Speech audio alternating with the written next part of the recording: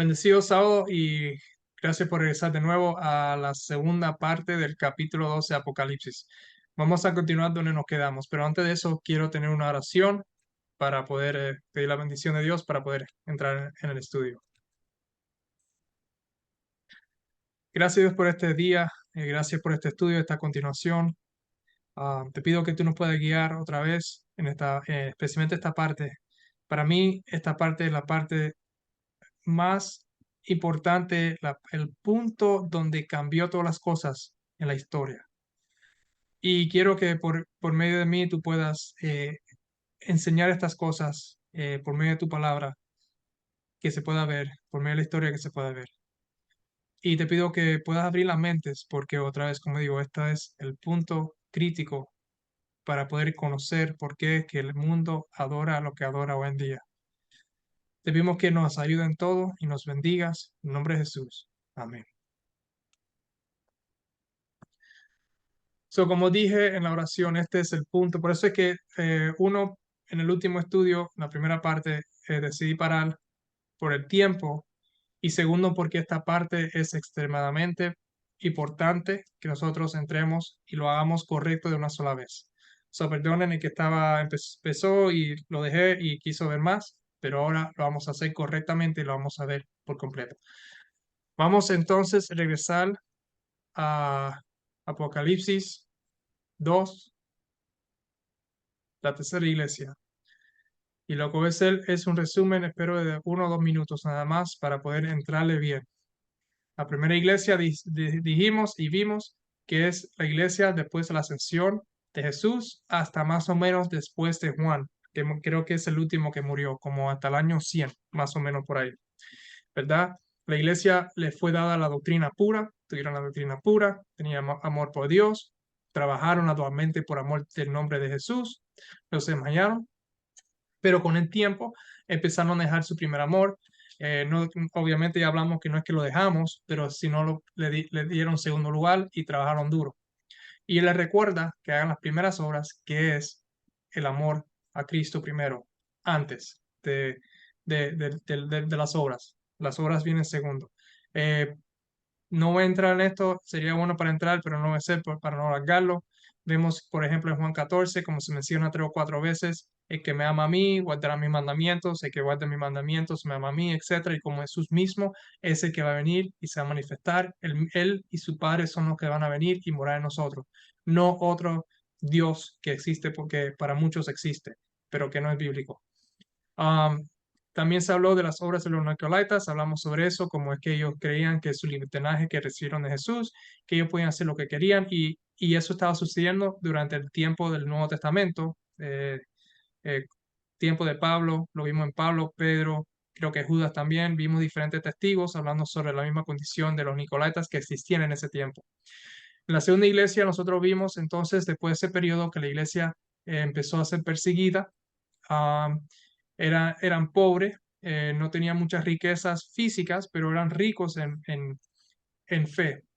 Y ellos tuvieron una tribulación por 10 días, que se reconoce que es la última tribulación que ellos tuvieron, porque tuvieron varias.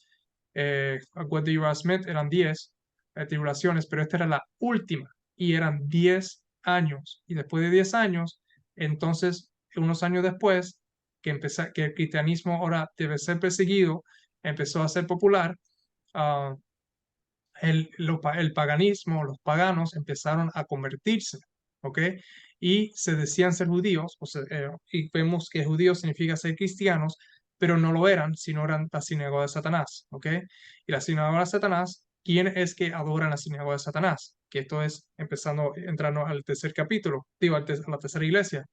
La sinagoga de Satanás, el que adora la sinagoga de Satanás es los paganos adoran la sinagoga de Satanás. So vemos que esos que adoraban en la sinagoga de Satanás, ¿verdad? Con sus creencias, estaban siendo convertidos y estaban diciendo que eran cristianos, pero en realidad no lo eran, porque mantenían los caracteres y las enseñanzas paganas. Y ahora, que eso era para el final de esta iglesia, y ahora estamos entonces entrando a la tercera iglesia, que es Pérgamo. Dice aquí, y escribe, versículo 12, y escribe al ángel de la iglesia en Pérgamo, el que tiene la espada. aguda de dos filos, dice esto, que sabemos que ese es Jesús. Yo conozco tus obras y dónde moras. ¿Ok? Vamos a brincar la parte donde moras y continuar, pero retienes mi nombre y no has negado mi fe, ni aun los días en que Antipas, mi testigo fiel, fue muerto entre vosotros. ¿Ok? So, ¿por qué brinqué? Porque dice, yo conozco tus obras. ¿Y cuáles son las obras? Que retienen el nombre de Jesús y no han negado la fe de Jesús. ¿Ok? So, esas son las obras. So, estos son todavía, se están manteniendo como el pueblo de Dios. ¿Y dónde es que ellos están morando? Ellos están morando donde está el trono de Satanás. ¿Ok? Están morando entre eso, pero no son de Satanás, porque retiene el nombre de Jesús, pero están morando entre el medio de eso. ¿Ok? Vamos a continuar el versículo. eh, bueno, vamos. Mi fe ni aun en los días que Antipas, mi testigo fiel, fue muerto entre vosotros, donde mora Satanás. So Antipas, que vamos a tocar a Antipas un poquito después, el testigo fiel fue muerto, ¿verdad? Que tiene que ver con esta etapa de la iglesia, ¿verdad? Antipas representa un grupo, fue muerto entre vosotros, y ellos, los vosotros, están donde mora Satanás. Ah, versículo 14, pero tengo unas pocas cosas contra ti, que tienes ahí lo que retienen la doctrina de Balaam, ¿verdad? So, entre este pueblo hay esos que retienen la doctrina de Balaam. So, como estaba diciendo, en la segunda iglesia, el paganismo empezó a ser eh, popularizado y los paganos, ¿verdad? Se estaban convirtiendo en cristianos. Los paganos vienen de la sinagoga de Satanás, donde está el trono de Satanás, donde mora Satanás. Y esos que venían, quienes estaban mezclados, estaban reteniendo la doctrina de Balaam. ¿Ok? Esto lo ocurrimos también en la primera carta con los Nicolaitas. Y ahora vamos a darle mucho más énfasis y vamos a alargar, o no alargar, vamos a entrar más profundo en esta idea. Que ellos, los que están ahí mezclados por el pueblo de Dios, retienen la doctrina de Balaam. Sabemos que la doctrina de Balaam era una doctrina pagana en sí, y eso viene del trono de Satanás, la sinagoga de Satanás, donde mora Satanás, que enseñaban a Balac a poner tropiezo ante los hijos de Israel, a comer de cosas sacrificadas a los ídolos y a cometer fornicación. Y también tienes a los que retienen la doctrina de los Nicolaitas, lo que yo aborrezco. So, aquí hay un problema más grande de lo que se está presentando.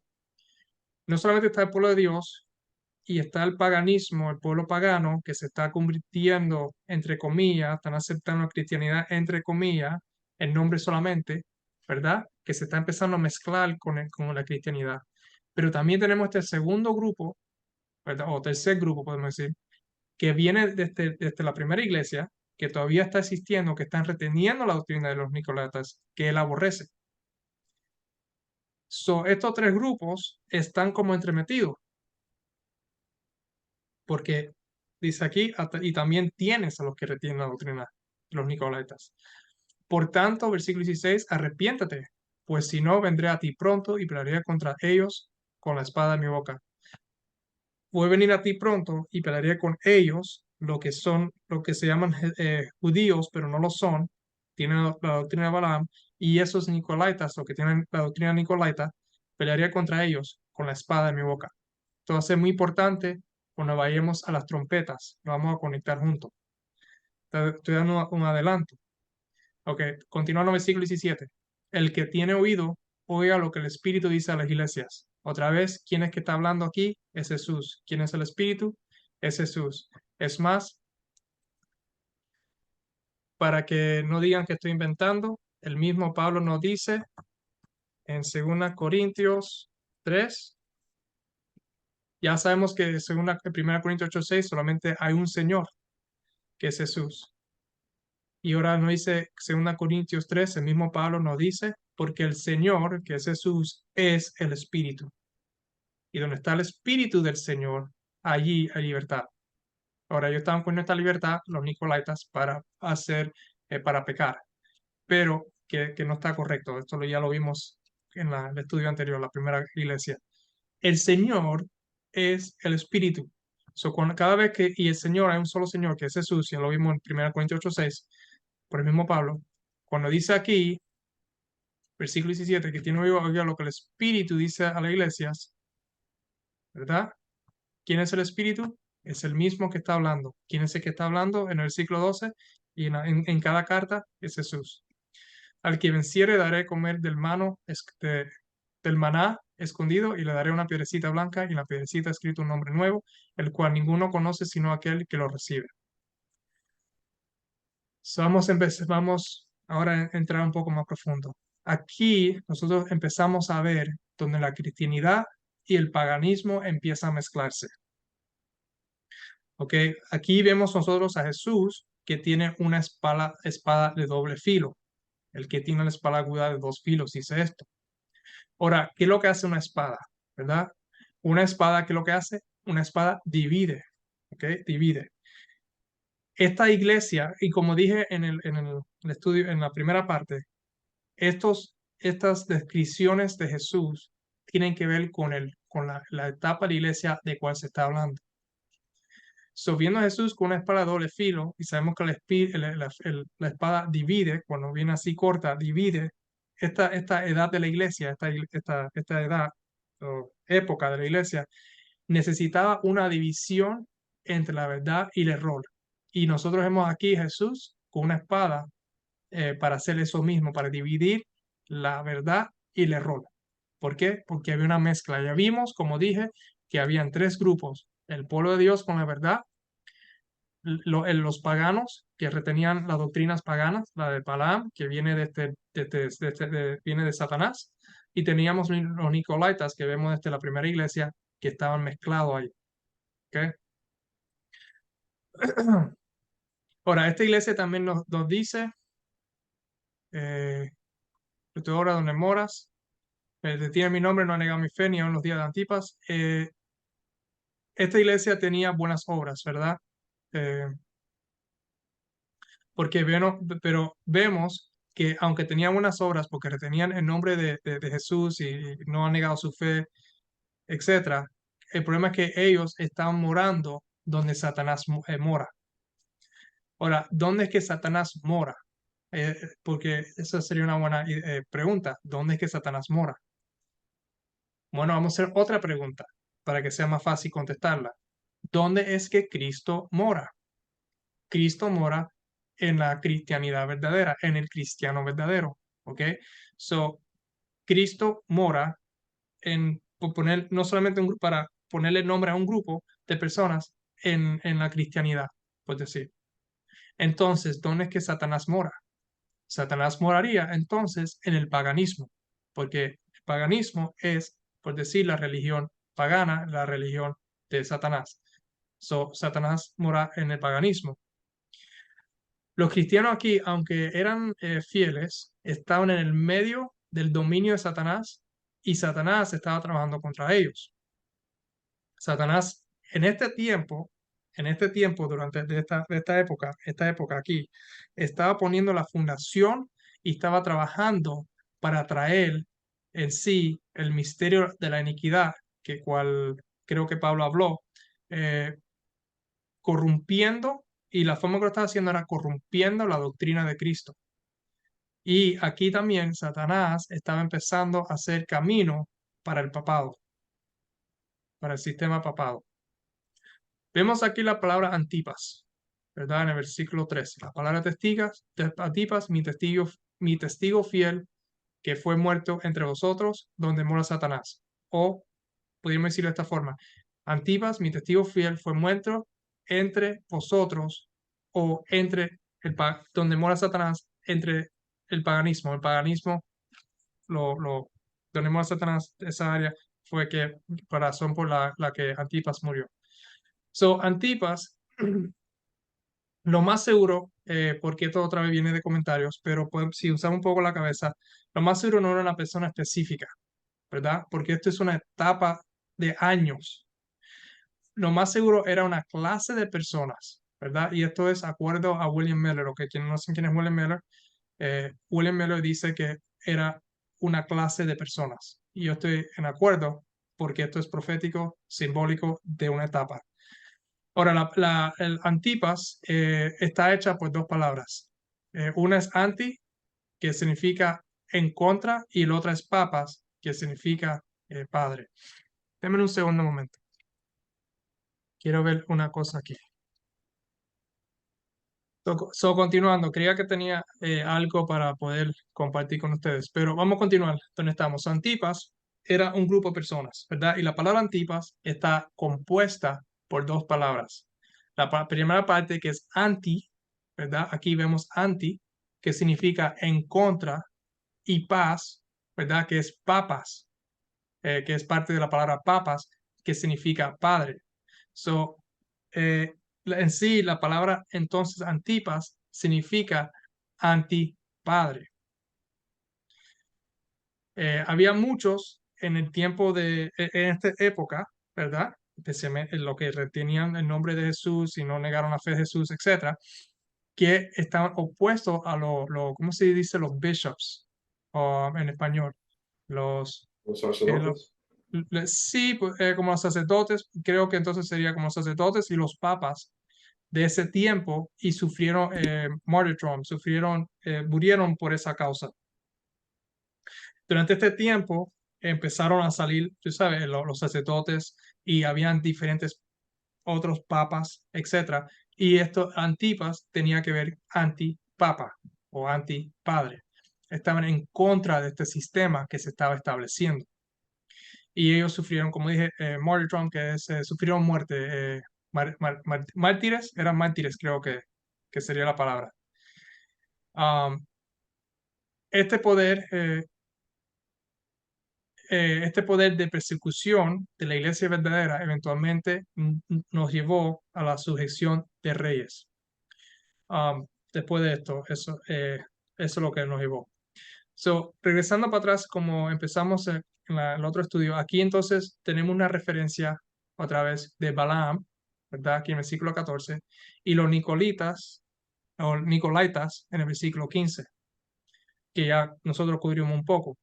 Ahora, Balaam refleja el paganismo y los Nicolitas reflejan los cristianos falsos. Porque si recuerdan lo que hablé de la historia, que Balaam fue a donde estaba rey Moab, que era pagano, y le enseñó y él le enseñó al rey Balac cómo poner tropiezo, como dice aquí versículo 14, ante los hijos de Israel. Y Balac era pagano. Y el tropiezo era comer de cosas sacrificadas a los ídolos y cometer fornicación. Ah, entonces aquí vemos, ¿verdad? Como decimos aquí, que ellos estaban morando, estaban vemos que ah, esos paganos que tenían, o esos que tenían creencias paganas, y los cristianos falsos, los que tenían eh, creencias falsas cristianas, estaban intermezclándose, se estaban intermezclándose con la iglesia verdadera y la estaba corrompiendo la verdad, estaba corrompiendo la verdad de Cristo. Aquí Jesús le está diciendo o le está pidiendo que se separen ellos de estas dos falsas movimientos que estaban sucediendo en ese tiempo. Cuando lo vemos porque tiene la espada de dos filos, ¿verdad? Que divide. Y que no estén entremezclándose con ellos. Por eso dice el versículo 16, por tanto, arrepiéntate. ¿Por qué? Porque había una mezcla que está sucediendo. Pues si no, vendré a ti pronto y pelearé contra ellos con la espada en mi boca. Cuando pelea con la espada, dijimos que la espada divide. Ahora, quiero sacar un poquito más a esto, porque hay más sobre esto. Que enseñaba el versículo 14, donde dice, enseñaba a Balac a poner tropiezo, a comer de cosas sacrificadas a los ídolos y a cometer fornicación. Ahora, no lo tengo aquí necesariamente, pero si vamos a Romanos, déme buscarlo y para que lo puedan ver. Entonces, quiero enseñarle aquí cuando habla a comer de cosas, sacrificar los siglos y a cometer fornicación. So, estos que retenían la doctrina de Balaam, que eran los paganos, como dije, representaban a los paganos, enseñaban para poner, etcétera, ante los hijos de Israel para comer de cosas, sacrificar a los ídolos y a cometer fornicación. Lo que estaban haciendo es que estaban trayendo el paganismo y estaban enseñándole a los cristianos verdaderos, la iglesia verdadera de Dios en este tiempo, a comer cosas, sacrificar a los ídolos y cometer fornicación. Y ahora vamos a ver exactamente lo que significa eso en la Biblia, que Pablo no habla sobre eso en 1 Corintios. Pero para adelantar, y ahora vamos a ver en los versículos, lo que estaban haciendo es que le estaban enseñando el paganismo. El paganismo estaba siendo, entre comillas, cristianizado. Estaban trayendo la cristianidad a cambiar los nombres paganos, y esto lo vamos a ver un poquito después, a la cristianidad había una mezcla, y a ellos mezclarse con los cristianos, entonces estaban trayendo los cristianos a comer o adorar a estos dioses paganos. Vamos aquí a 1 Corintios capítulo 8 para ver sobre la comida. Um, versículo 4. 1 Corintios capítulo 8, versículo 4. Acerca pues de las viandas que se sacrifican a los ídolos, ¿verdad? Tiene que ver con comida. Sabemos que a un ídolo nada es en el mundo y que no hay más que un Dios. Y ya este versículo hemos tocado, que es el Padre y un Señor Jesucristo. Versículo 7. Pero no en todos hay este conocimiento. ¿Ok? En el día de hoy, este conocimiento no existe, especialmente versículo 6, que hay un Dios el Padre y hay un Señor Jesucristo. ¿Por qué no este conocimiento? Porque el mundo, por cuestión de esta iglesia la que estamos estudiando ahora, este episodio, esta época, ha llegado a creer en la Trinidad, que no reconoce a un Dios el Padre y un Señor Jesucristo. Reconoce a tres personas que hacen un Dios.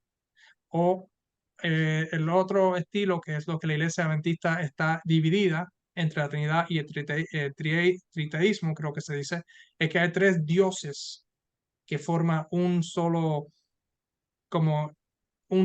están en acuerdo como uno. Y es lo que ellos consideran que es muy interesante esa, que hay algunos todavía que creen eso. Pero no hay todos, versículo 7, en este conocimiento que hay un solo Dios y su Hijo Jesucristo. Ellos lo niegan, porque algunos, habituados hasta aquí a los ídolos, ¿verdad? Los paganos, comen como sacrificado a ídolos y su conciencia, siendo débil, se contamina. En otras palabras, poniéndonos en la mente de Pablo y a lo que Pablo le está escribiendo, ¿verdad? No, para que tenga un mejor contexto, no solamente en conexión con Apocalipsis, sino a Pablo que está hablando. En este tiempo sabemos que los cristianos eran compuestos mayormente por los gentiles. ¿Y qué eran los gentiles antes de convertirse? Eran paganos. Entonces, ellos, habituados hasta aquí a los ídolos, aunque son cristianos ahora, hoy en día, pero estaban habituados cuando eran paganos, comen como sacrificado a ídolos y su conciencia, si no débil, se contamina.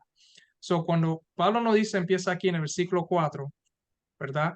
Está hablando de viandas que se sacrifican a los ídolos. En ese tiempo, las viandas se sacrificaban a los ídolos y después, como obviamente los ídolos no se lo comían, ellos lo vendían, lo vendían en la tienda y lo vendían más barato. Entonces, lo que tenían conciencia y conocían y entendían que solamente, versículo 6, que solamente hay un Dios y un Señor Jesucristo, para ellos comprarlo no era nada, porque sabían que eso no era nada, esos ídolos no son nada, y compraban y comían. Pero esos no estaban, que eran muy nuevos todavía, pues decir, que estaban todavía habituados, cuando ellos comían sacrificadas en su mente, que eran como para ídolos, estaba todavía muy conectado. Ah, y su conciencia, siendo débil, se contamina. Y por eso dice, continúa lo que estoy diciendo, si bien la vianda no nos hace más aceptos ante Dios, pues ni porque comamos seremos más, ni porque no comamos seremos menos, ¿verdad? Porque no es nada. Pero mirad que esta libertad vuestra no venga a ser tropezadero para los débiles. Porque si alguno te ve a ti que tienes conocimiento, ¿cuál es el conocimiento? Que el versículo 7 dice, muchos no tienen hasta hoy en día. El conocimiento es que hay un Dios el Padre y un Señor Jesucristo. Eh, porque si alguno te ve a ti que tienes conocimiento sentado a la mesa en un lugar de ídolos, la conciencia de aquel que es débil no será estimulada a comer de los sacrificados ídolos, y por conocimiento tuyo se perderá el hermano débil por quien Cristo murió. Son otras palabras, tengan cuidado con no coman. Esto no tiene que ver con lo que estamos estudiando, pero ya para expandir, porque esa persona a lo mejor no tiene conocimiento correcto o no está fuerte en su conocimiento y puede ser confundido.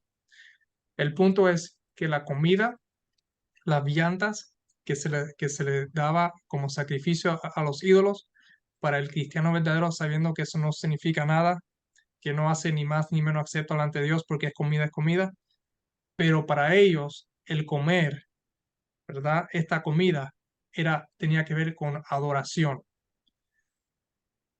Voy a hacer un adelanto para que vean un poquito. Cuando lleguemos a la última iglesia, vamos a ver esa conexión de nuevo. So, vamos a 1 Corintios capítulo 10 para ya enfocar más en lo que dice Apocalipsis. En 1 Corintios capítulo 10, empezando el 18, dice aquí, mirad a Israel según la carne. Right? So, vamos a mirar a Israel según la carne, el Israel del Antiguo Testamento. Los que comen de los sacrificios no son partícipes del altar. ¿Qué digo pues? ¿Que el ídolo es algo o que sea algo lo que se sacrifica a los ídolos?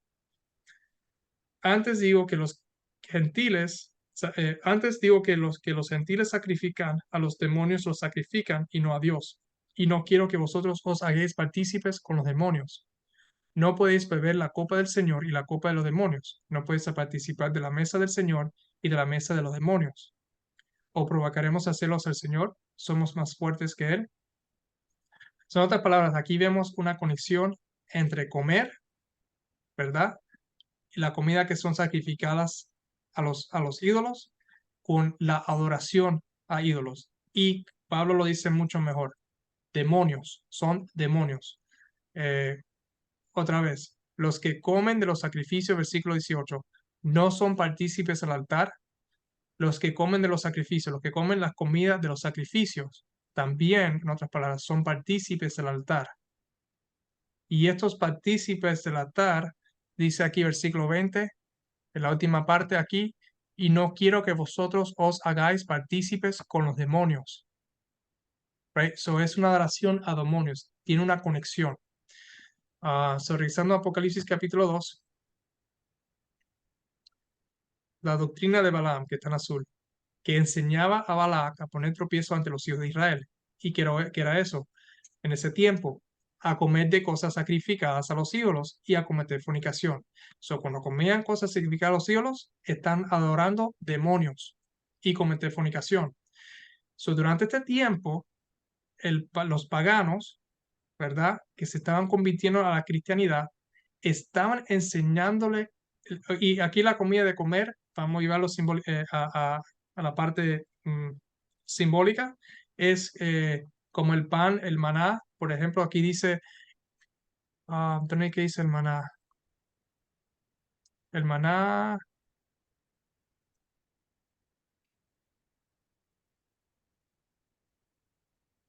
ok, maná es aquí está, versículo 17, al que venciere daré comer del maná escondido, ¿ok?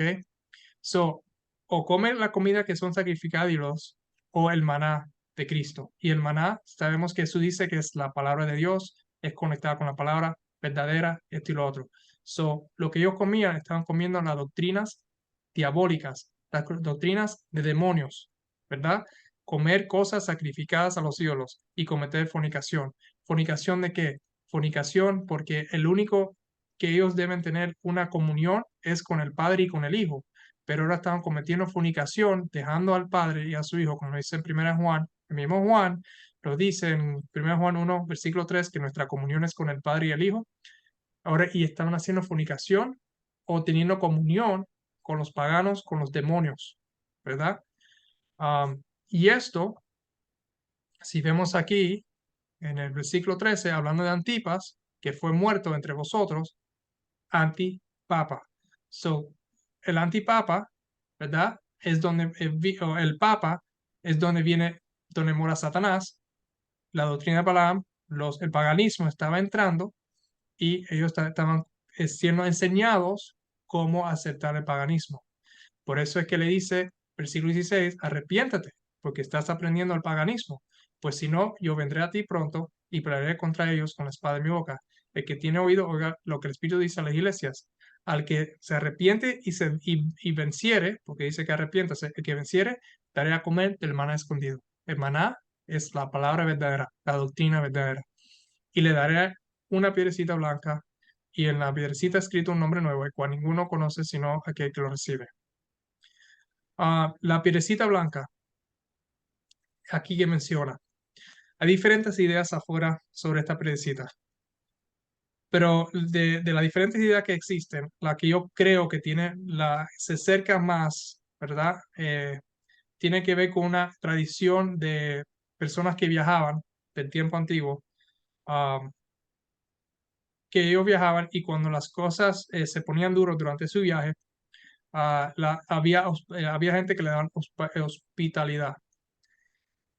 Y estas personas que le daban hospitalidad a los viajeros, ellos se convertían en amigos. Y en el tiempo de Roma y Grecia, ellos se daban a ellos como una forma de marca. Se daban como un token, se daban una cosa como una marca de amistad. Y esto se daba de generación a generación, se pasaba de generación a generación. So, cuando había una piedra, no cuando había una piedra, una de estas cosas que se daban era una piedra que estaba cortada por la mitad y con el nombre eh, de cada persona individual escrito adentro de la piedra. Entonces ellos se cambiaban la mitad de la piedra, se la cambiaba, yo cogía uno cogía del otro y el otro cogía del uno y se mantenía secreto para que nadie pudiera duplicar esta piedra. Y esta piedra entonces le daba al que lo tenía privilegios que ninguna otra persona tenía. Obviamente porque como vemos en la historia, se hacían amigos y se pasaba. Y entonces tenían privilegios entre uno y el otro. So aquí vemos que Jesús nos está dando que recuerde, porque todo esto es en el tiempo de Juan y las tradiciones de Roma y Grecia, etc. So aquí vemos que Jesús nos está dando una piedra, un nombre secreto, para que nosotros podamos tener el privilegio, ¿verdad? Que esta piedra ofrece, o este símbolo ofrece, del maná secreto que solamente Él nos puede dar a nosotros, ¿ok? Eso de ahí más o menos creo que es donde viene esta historia. Ahora, el tiempo de esta iglesia más o menos era del año 323 hasta el año 538. Era el tiempo, ¿verdad? Donde la iglesia comprometió, ¿verdad? Creo que se dice compromise, comprometió la verdad por el error. Como ya he repetido varias veces con el paganismo y Nicolaita y como estaban todos juntos. Muchos paganos estaban entrando, como dije anterior, estaban entrando y estaban trayendo su paganismo y lo estaban cristianizando. La cristianidad estaba siendo sobreganada o sobrepasada por el paganismo eh, y lo que terminó resultando de esto pues, fue que lo que la iglesia empezó a enseñar en ese tiempo. Y aquí fue donde entonces empezó la Trinidad. Ahí donde durante este tiempo, durante esta mezcla de paganismo con la verdad, es que la Trinidad salió. Ahora, a mí me mandaron hace un tiempo atrás dos videos, ¿verdad? Están en inglés, lo voy a poner en la descripción para el que lo quiera ver. Estos dos videos son prácticamente 5 horas de video que yo vi. Es una de las mejores explicaciones que he visto hasta el día de hoy, históricamente hablando, de cómo es que llegó la Trinidad a la existencia.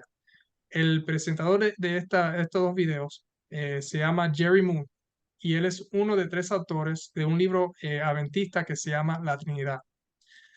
En esta presentación de 5 horas, porque él es trinitario, con mucha pasión y se dice en inglés un bias, como mucha pasión y una eh, percepción trinitaria, él explica los diferentes conceptos de Dios que se estaban desarrollando durante ese tiempo. Ah, y cómo es que llegó la Trinidad. Ahora,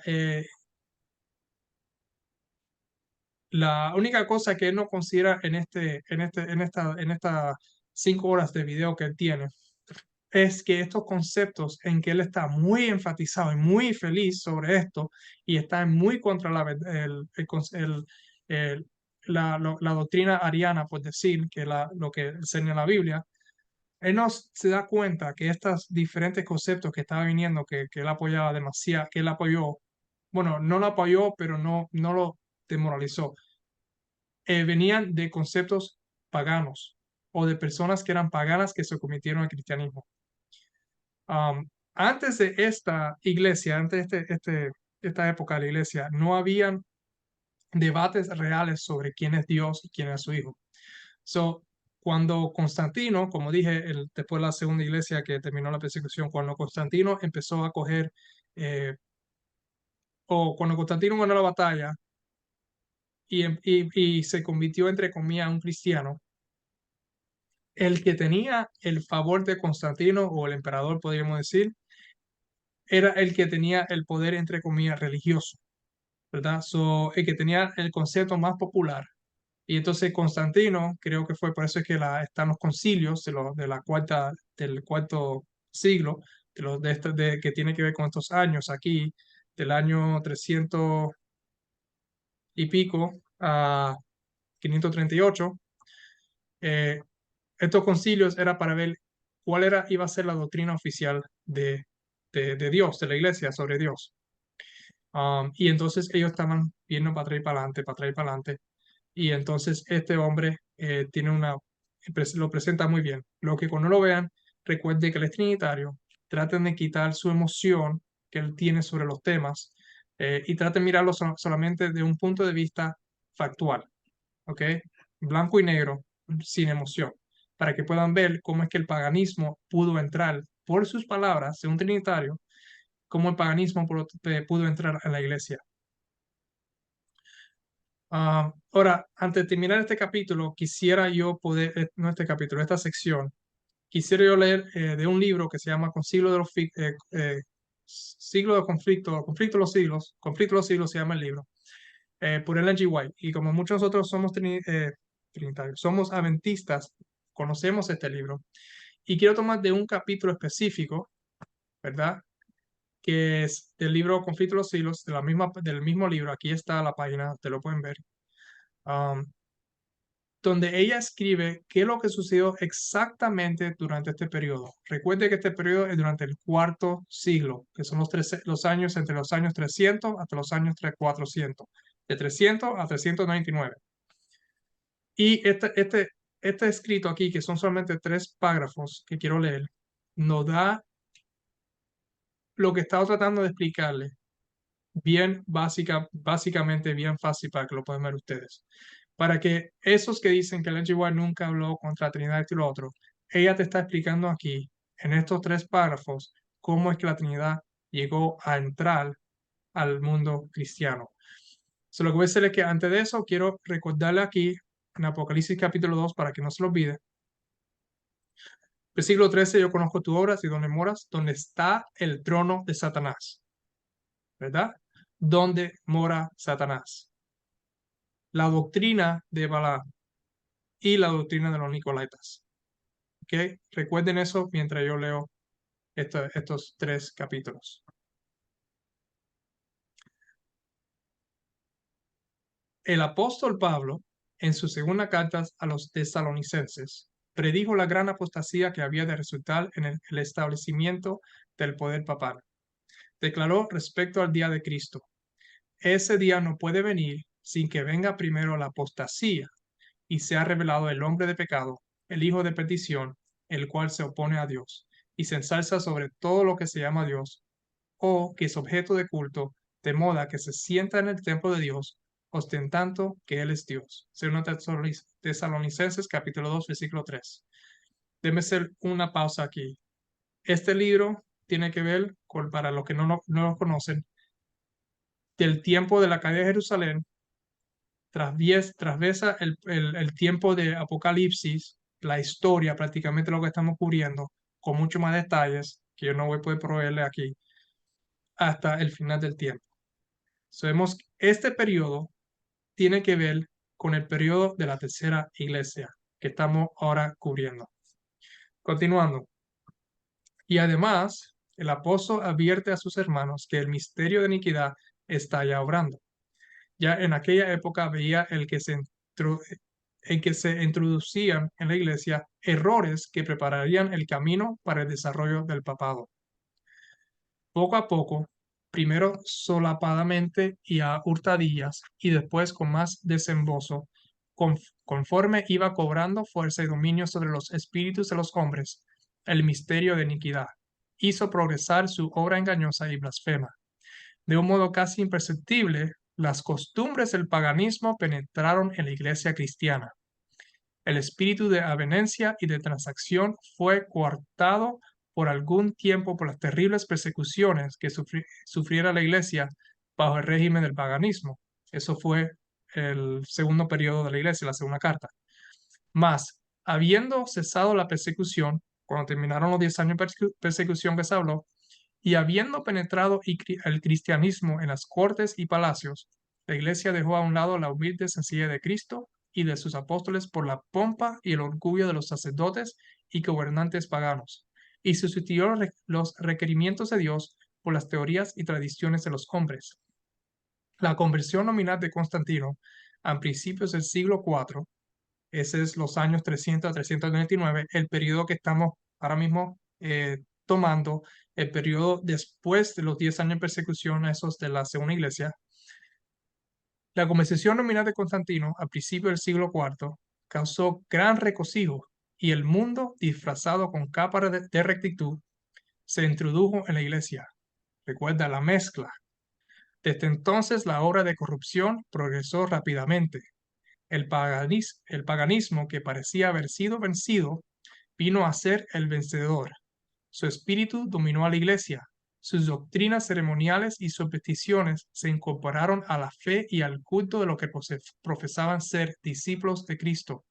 Mira ahí la palabra, los que profesaban ser discípulos de Cristo, que no dice aquí en la segunda iglesia, hablando del final de esta etapa, entrando a la tercera iglesia, los que se dicen ser judíos y no lo son, sino sinagoga de Satanás, ¿verdad?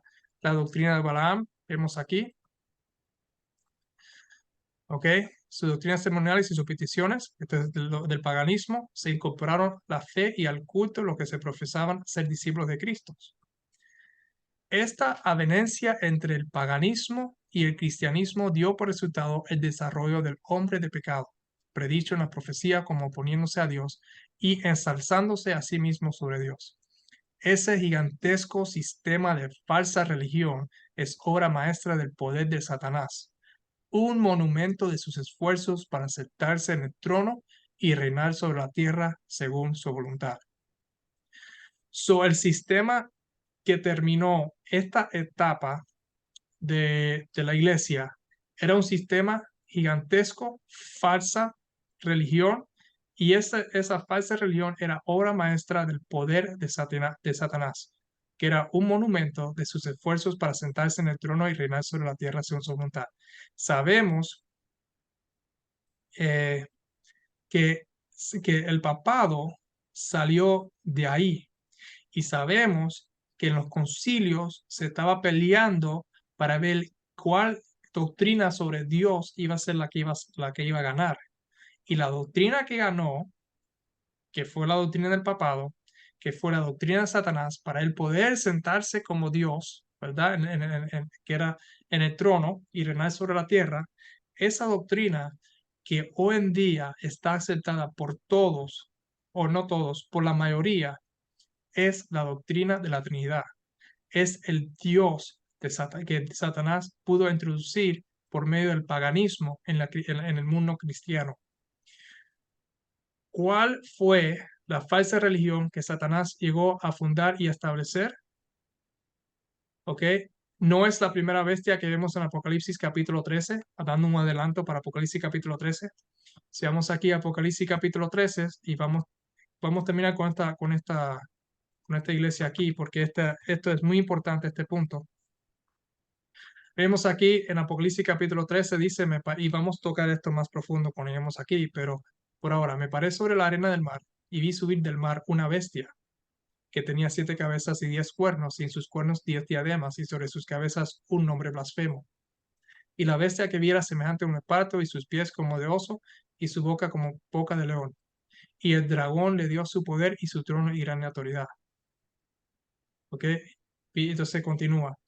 Y después cuando entremos aquí vamos a ser más profundos sobre el tema, pero esta bestia es el papado, ¿verdad? Que sugirió.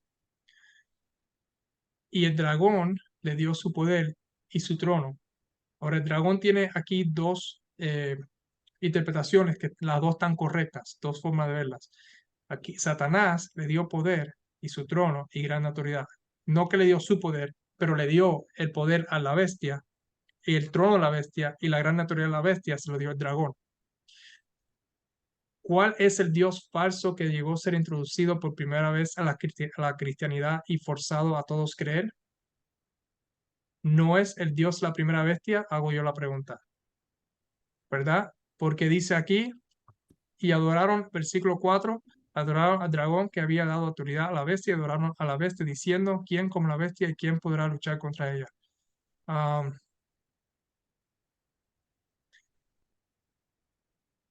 Versículo 7, se le permitió hacer guerra contra, estoy brincando porque vamos a entrar más profundo después, se le permitió hacer guerra contra los santos y vencerlos. ¿Quiénes son los santos aquí y quiénes fueron los que fueron vencidos? Y esto está conectado también con Daniel capítulo 7. Los santos son todos esos que negaron, no estuvieron en acuerdo con, la, con el Dios y del sistema del papado. Um, ¿Y qué es lo que fue lo que ellos, qué es lo que fue lo que el papado forzó? Una de las cosas que forzó era el Dios del papado, que es la Trinidad. Vemos aquí en sus cabezas, versículo 1, y sobre sus cabezas un nombre blasfemo. Cuando entremos aquí vamos a hablar sobre la cabeza, es más, lo vamos a ver cuando vayamos a ver la iglesia número 6 y lo vamos a conectar con la iglesia, con Apocalipsis número 17 y vamos a ver lo que tiene que ver con la cabeza y nombre blasfemo. Todo eso está conectado. So, lo que el paganismo trajo, esta falsa religión que escribió aquí Ellen G. White, que está aquí, dice, cuando el paganismo y el cristianismo se juntaron, en el que dice, aquí está, ese gigantesco sistema de falsa religión, como Dios, ¿verdad? ¿Quién es que yo tenía como Dios? La Trinidad. Por ahí fue con la Trinidad por primera vez entró al mundo. Y todos lo vemos, vamos a ver en la cuarta iglesia cuando lleguemos a la próxima iglesia, en el próximo estudio. Todos que no adoraban, eh, ellos iban a ser perseguidos y matados, ¿ok? Que no adoraban a la Trinidad. So, vamos a ver aquí si nos falta algo para terminar aquí y vamos a concluir con esta iglesia para poder entonces continuar con la cuarta. ¿Por qué otra vez Antipas? Porque como vimos, ahí había el sistema papado y había los santos, ¿verdad? Como dice, que fueron perseguidos y matados, ¿verdad? Estaban contra ese sistema. Y estos Antipas, mi testigo fiel, son los que retienen el nombre de Jesús y no negaron el nombre de Jesús ni su fe, ¿verdad? Son los mismos. Eh, y como se vio, una mezcla entre paganismo y cristianidad y ahí donde vino empezó la Trinidad. Vamos entonces a terminar el estudio aquí para entonces continuar en el próximo estudio, continuar con la iglesia número 4 de las cartas.